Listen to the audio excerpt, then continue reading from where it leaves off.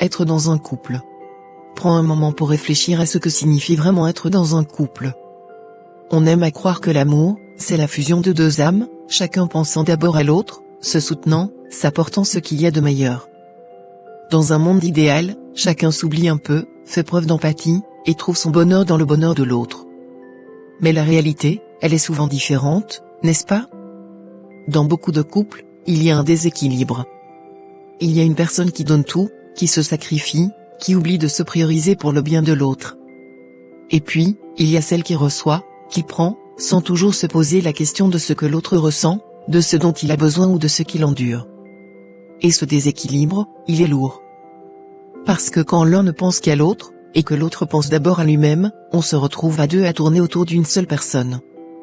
Et à force, la personne qui donne, elle finit par s'épuiser, à se perdre, à se demander où est passé son propre bonheur. Mais tu sais, ce n'est pas de l'amour, ça.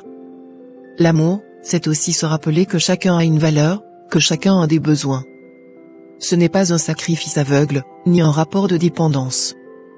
Alors, ce que je te propose, c'est d'inverser la dynamique.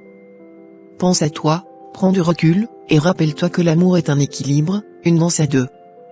Tu ne peux pas être le seul à porter la relation. Si l'autre ne te suit pas, si l'autre ne fait pas preuve de réciprocité, alors peut-être qu'il est temps de réajuster cette balance, ou même de reconsidérer ce que tu mérites.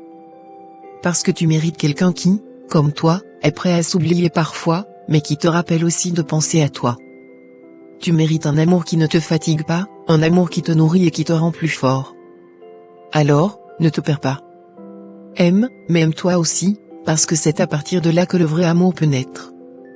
Gratitude.